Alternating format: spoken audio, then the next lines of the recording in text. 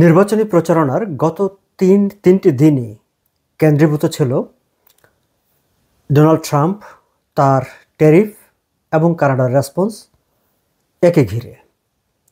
দর্শক, আপনারা জানেন আজই ডোনাল্ড ট্রাম্প এবং কানাডার প্রধানমন্ত্রী মার্ক কার্নির মধ্যে টেলিফোনে কথাবার্তা হয়েছে। মার্ক কার্নি প্রধানমন্ত্রী হিসাবে দায়িত্ব নেওয়ার পর এটি প্রথম ডোনাল্ড ট্রাম্পের সঙ্গে তার আলাপ আলোচনা। সুখবর হচ্ছে, দুজনেই টেলিফোন সংলাপ শেষে দুজনে জাতিকে জানিয়েছেন, আমাদেরকে জানিয়েছেন তাদের আলাপ আলোচনা অত্যন্ত ফলপ্রসূ হয়েছে এবং প্রোডাক্টিভ ওয়েতে সুখকর এনভায়রনমেন্টে তারা কথাবার্তা বলেছেন। এবং দুজনেই আলাদা আলাদা করে তাদের এই বক্তব্য প্রকাশ করার পর কানাডা, আমেরিকা দুই দেশের নাগরিকদের মধ্যেই স্বল্প সময়ের জন্য হলেও একটা স্বস্তি তৈরি হয়েছে। দর্শক, আমরা জানি যে গত পরশু দিনই আসলে মার্ক কার্নি ঘোষণা দিয়েছিলেন, যখন ডোনাল্ড ট্রাম্প ঘোষণা দিলেন যে 2 এপ্রিল থেকে অটোমোবাইলস অ্যান্ড অটো রিলেটেড যে কোনো প্রোডাক্টের উপর তিনি নতুন করে 25% ট্যারিফ আরোপ করছেন এবং সেটি 2 এপ্রিল থেকে কার্যকর হবে। সে ঘোষণার পরপরই মার্ক কার্নি তার নির্বাচনী প্রচারণা স্থগিত রেখে রাজধানী ওটোয়ায় ফিরে গিয়েছিলেন এবং সেই সময় তিনি ঘোষণা করেছিলেন কানাডার সাথে আমেরিকার যে পুরনো সম্পর্ক, দীর্ঘদিনের যে সম্পর্ক, সেই সম্পর্কের ইতি। সো আমেরিকার সঙ্গে সম্পর্কের ইতি ঘটতে যাচ্ছে কিংবা ইতি ঘটানোর ঘোষণা দেওয়ার পরপরই আসলে খানিকটা নড়ে চড়ে বসেন ডোনাল্ড ট্রাম্প। তিনি পরশু রাতেই আসলে তার হোয়াইট হাউসের প্রতিনিধিরা কানাডিয়ান প্রাইম মিনিস্টারের অফিসকে রিচ করে এবং জানায় যে মার্ক কার্নির সঙ্গে ডোনাল্ড ট্রাম্প কথা বলতে চান। এবং আজ সকালবেলা ডোনাল্ড ট্রাম্প ফোন করেছিলেন মার্ক কার্নিকে এবং দুজনের মধ্যে আলাপ আলোচনা হয়েছে এবং তারা সিদ্ধান্ত নিয়েছেন যে আসলে নির্বাচন হওয়া পর্যন্ত তারা আপাতত এই শুল্ক আরোপ, পাল্টা আরোপ কিংবা ট্রেড এইসবের মধ্যে তারা যাচ্ছেন না। নির্বাচনের পর দুই দেশের মধ্যে বৃহৎ পরিসরে সমঝোতা বলি কিংবা সামগ্রিক বিষয়গুলো নিয়ে আলাপ আলোচনা হবে।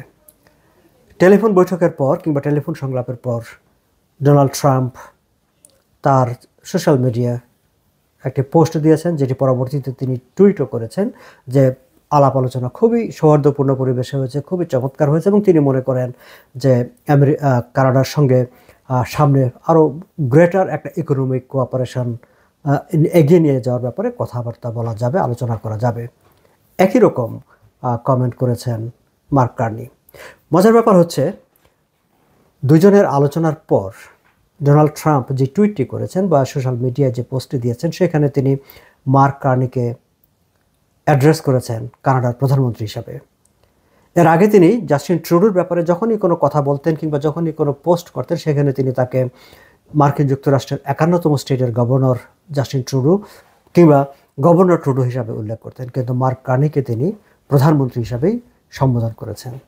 আমাদের মনে আছে বা আমাদের মনে থাকবার কথা দর্শক, মার্ক কার্নি স্পষ্টভাবে বলেছিলেন যে ডোনাল্ড ট্রাম্প যতক্ষণ পর্যন্ত না ক্যানাডিয়ানদেরকে সম্মান করে কথা বলতে শিখবে বা কথা বলবে, ততক্ষণ পর্যন্ত তিনি তার সঙ্গে কোনো কথা বলতে চান না।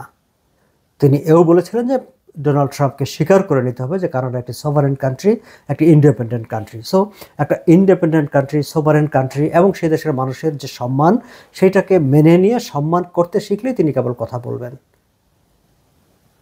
2 নাজার কথাবার্তা বলার পর ডোনাল্ড ট্রাম্প যে টুইটটি করেছেন, সেই টুইটে যে ল্যাঙ্গুয়েজগুলো ব্যবহার করা হয়েছে, তা থেকে মনে হলো ডোনাল্ড ট্রাম্প আসলেই কথা বলতে শিখেছেন। ইন্টারেস্টিংলি, কথা বলার পরে মার্ক কার্নির সঙ্গে কথা বলার পর তিনি ওয়াশিংটনে আমেরিকান সাংবাদিকদের সঙ্গে কথা বলেছেন এবং সাংবাদিকদের সঙ্গে কথা বলার সময় তিনি তাকে মার্ক কার্নি, ক্যানাডিয়ান প্রাইম মিনিস্টারকে অ্যাড্রেস করেছেন মার্ক হিসাবে। কাউকে খুব কাছের মানুষ মনে করা হলে বা ইনফর্মাল হিসাবে ভাবলে নর্থ আমেরিকাতে ফার্স্ট নেম ধরে ডাকা হয়, আদারওয়াইজ মিস্টার সেকেন্ড নেম বলে বা লাস্ট নেম বলেই আসলে ডাকা হয়।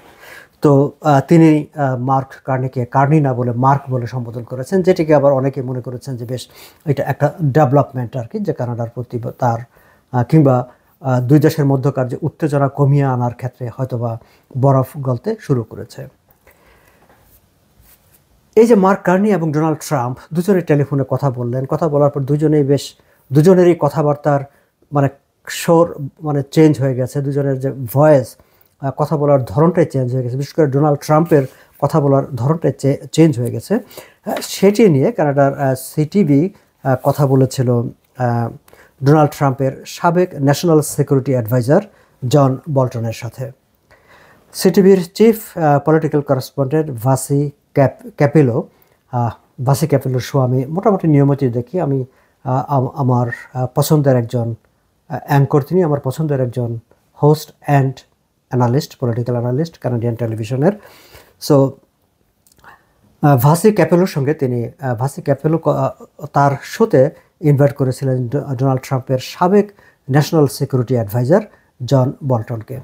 তার প্রশ্ন ছিল, এই যে ডোনাল্ড ট্রাম্পের টোন চেঞ্জ হয়ে গেছে কথাবার্তা বলার, তিনি এখন সফট হয়ে গেছেন বা এইভাবে কথা বলেন, তার মানে কি যে কানাডার প্রতি তার যে আগের যে দৃষ্টিভঙ্গি ছিল সেই দৃষ্টিভঙ্গিটাকে আমূল পাল্টে গেল, বা কানাডার প্রতি কি তিনি অনেক বেশি এখন সৌহার্দ্যপূর্ণ হয়ে যাচ্ছেন? জন বল্টন অবশ্য বলেছেন যে একটি মাত্র টেলিফোন কল দিয়ে বা একদিনের অভিজ্ঞতা দিয়ে ঠিক এই ধরনের একটি কনক্লুশনে আসাটা ঠিক হবে না। তবে তিনি স্বীকার করেছেন যে হ্যাঁ, তিনিও খেয়াল করেছেন যে মার্ক কার্নির সঙ্গে কথা বলার পর কানাডা বা ক্যানাডিয়ান ইস্যুতে কথা বলার ক্ষেত্রে ডোনাল্ড ট্রাম্পের টোনটা চেঞ্জ হয়েছে। তো জন বল্টন একটি খুব গুরুত্বপূর্ণ কথা বলেছেন। তিনি দীর্ঘদিন তার ন্যাশনাল সিকিউরিটি অ্যাডভাইজার হিসেবে দায়িত্ব পালন করেছেন। তার অভিজ্ঞতা থেকে তিনি সিটিভি নিউজের এই শোতে তিনি বলেছেন যে ডোনাল্ড ট্রাম্পের ক্যারেক্টারিস্টিকটা হচ্ছে এরকম যে তিনি মানে ফরেন রিলেশন, মানে একটি বৈদেশিক দেশের সঙ্গে মার্কিন যুক্তরাষ্ট্রের সম্পর্ক, এটি যে ফরেন পলিসি বা ফরেন রিলেশন, সেটাকে তিনি ফরেন পলিসির আলোকে দেখেন না। তিনি দেখেন যে কার সঙ্গে তার ব্যক্তিগত সম্পর্কটা ভালো, কিংবা কাকে তিনি ভালো লোক মনে করেন। কোনো দেশের সরকার প্রধান বা কোনো নেতাকে তিনি যদি মনে করেন যে তিনি তার বন্ধু বা তার সঙ্গে তার ব্যক্তিগত সম্পর্কটা ভালো, সেই ক্ষেত্রে তিনি সেই দেশটি আমেরিকার বন্ধু বা সেই দেশের সঙ্গে আমেরিকার সম্পর্ক ভালো, তিনি ঠিক এভাবেই একটা কনক্লুশনে পৌঁছে যান। জন বল্টন অবশ্য ভ্লাদিমির পুতিনের কথা উল্লেখ করেছেন যে ভ্লাদিমির পুতিনকে তিনি ভালো মনে করেন, তার সঙ্গে তার একটা ভালো সম্পর্ক আছে, ফলে রাশিয়ার সঙ্গে তার ভালো মানে আমেরিকার ভালো সম্পর্ক আছে, তিনি বিষয়টা এইভাবে দেখেন। ঠিক একইভাবে ভারতের প্রধানমন্ত্রী নরেন্দ্র মোদীকে তিনি বন্ধু হিসাবে দেখেন, বন্ধু হিসাবে অ্যাড্রেস করেন। তিনি মোদীর নাম নেওয়ার সময় বলেন মাই ফ্রেন্ড মোদি। সো তার শাসনামলে তিনি মনে করেন যে ভারতের সঙ্গে আমেরিকার সম্পর্ক ভালো আছে। একইভাবে মার্ক কার্নির সঙ্গে তার যে কথাবার্তা, সেই কথাবার্তায় তার যে আন্তরিকতা এবং আলোচনা শেষে তার যেসব বক্তব্য, তাকে মার্ক বলে সম্বোধন করা এবং কানাডার সঙ্গে অনেক দূর আগানো যাবে, আরও বেশি আলাপ আলোচনা করা যাবে, খুবই চমৎকার হয়েছে, এই যে উচ্ছ্বাসপূর্ণ কথাবার্তা, তা থেকে অনেকে বিশ্লেষকরা মনে করছেন যে মার্ক কার্নিকে তিনি ভালো মানুষ হিসাবে দেখছেন। ফলে যেহেতু মার্ক কার্নিকে তিনি ভালো মানুষ হিসাবে দেখছেন, ফলে কানাডার সঙ্গে তার একটি ভালো সম্পর্ক আছে বা সম্পর্ক থাকবে, এরকমটি অনেকেই ভাবছেন। যাই হোক দর্শক, আমরা এবার যদি একটু ক্যাম্পেইনের দিকে তাকাই, সারাদিন বলা যায় যে এই ডোনাল্ড ট্রাম্পের সঙ্গে বৈঠক আলাপ আলোচনা শেষ করে মার্ক কার্নি আবার ছুটে গেছেন। তার এর আগেই যাওয়ার কথা ছিল কুইবেকে।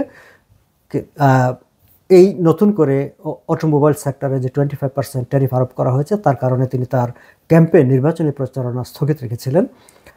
ডোনাল্ড ট্রাম্পের সঙ্গে কথাবার্তা হওয়ার পর তিনি আবার তার ক্যাম্পেইনে ফিরে গেছেন। তিনি আজ মন্ট্রিয়ালে তার নির্বাচনী প্রচারণা চালিয়ে যাচ্ছেন এবং সেখানে তিনি বেশ কিছু তার কমিটমেন্ট সেগুলো সেখানে ঘোষণা করেছেন। কনজারভেটিভ পার্টির নেতা পিয়েরে পোলিয়েভ তিনি গতকাল থেকে ব্রিটিশ কলাম্বিয়ায় অবস্থান করছেন এবং আজও তিনি ব্রিটিশ কলাম্বিয়ায় সেখানে তার নির্বাচনী সমাবেশ চালিয়েছেন। শুরুতে সেখানে একটি নির্বাচনী সমাবেশে তিনি অংশ নিয়েছেন এবং ইন্টারেস্টিংলি সেখানে একটা হিউজ গ্যাদারিং হয়েছে এবং সেই গ্যাদারিংটা মূলত মোস্টলি ইয়াং জেনারেশন, ইয়াং ভোটারদের। ফলে সেটা একটা মানে সেখানকার ভ্যানকুভার সান বা আরও বেশ কয়েকটি পত্রিকা আলাদা করে নিউজ হয়েছে যে এই গ্যাদারিংটা নিয়ে। সো সেটা একটা তার জন্য একটা তিনি খুব উজ্জীবিত ফিল করতে পারেন যে সেখানে তার পক্ষে এত লোকের সমাবেশ দেখে। এবং এনডিপির নেতা জাগমিত সিং তিনি টরন্টোতে আছেন, তিনি ক্যাম্পেইনে ব্যস্ত ছিলেন। আজকে সারাদিনই তিনি হাউজিং নিয়ে এনডিপির একটি পলিসি সেখানে অ্যানাউন্স করেছেন। এই ছিল মোটামুটি দর্শক আজকের নির্বাচনী প্রচারণার এবং সামগ্রিক কানাডার রাজনীতির হাল হকিকত। আগামীকাল থেকে মোস্ট প্রবাবলি যে এখন যেহেতু অ্যাটলিস্ট ডোনাল্ড ট্রাম্পের ধাক্কাটা আপাতত নাই, বা নির্বাচন পর্যন্ত থাকবে না বলেই মনে হচ্ছে। সেক্ষেত্রে তিনজনই এখন তাদের ক্যাম্পেইনের দিকে মনোযোগী হবেন এবং আমরাও সেই ক্যাম্পেইনের বিষয়গুলোর দিকেই আলাপ আলোচনায় আমরা প্রাধান্য দেব। শেষ করবার আগে দর্শক আরেকটি বিষয় বলে রাখি যে ইলেকশন কানাডা, এই যে 28শে এপ্রিল ফেডারেল ইলেকশন হতে যাচ্ছে, এই ইলেকশন সুষ্ঠুভাবে পরিচালনার জন্য মোর দেন 2000 পিপল দে আর হায়ারিং, তারা নতুন লোক নিয়োগ করছে ইলেকশন সংক্রান্ত কাজের জন্য, মোর দেন 2000, এটি অ্যাক্রস কানাডা। সো যারা 2 দিন 3 দিন বা 5 দিন 2-3 দিনের জন্য বা এরকম স্বল্প সময়ের জন্য নির্বাচনী কাজ করতে চান, তারা ইলেকশন কানাডার ওয়েবসাইটে খোঁজ করে তাদের যেই নিয়োগ বিজ্ঞপ্তিটি আছে, বিজ্ঞপ্তিটি দেখে আপনারা সেখানে অ্যাপ্লাই করতে পারেন, কিংবা আপনাদের বাচ্চাদেরকেও যারা কাজ খুঁজছেন তাদেরকে উৎসাহিত করতে পারেন। আমাদের কমিউনিটির অনেকেই ফেডারেল ইলেকশন, সিটি ইলেকশন কিংবা প্রভিন্সিয়াল ইলেকশনে নির্বাচনী, even election officer, presiding officer, এরকম নানা কাজ তারা দায়িত্ব পালন করেন এবং অত্যন্ত প্রফেশনাল ওয়েতেই তারা দায়িত্ব পালন করেন। ফলে এটাও একটা, যারা কাজ খোঁজেন তাদের জন্য একটা অপরচুনিটি, তারা এটি নিয়ে খোঁজ করতে পারেন। আমি হয়তো কখনো সুযোগ পেলে আরও বিস্তারিত এটি নিয়ে একটা আলাদা ছোট্ট ভিডিও করে রাখবো। দর্শক, আজ এই পর্যন্তই। ভালো থাকবেন। কাল আবার হাজির হব নতুন দিনের, নতুন ক্যাম্পেইনের যেসব খবরাখবর আছে সেগুলো নিয়ে। তার বাইরে যদি কোনো গুরুত্বপূর্ণ খবর থাকে সেগুলো নিয়েও কথা বলবো। ধন্যবাদ সবাইকে, ভালো থাকবেন।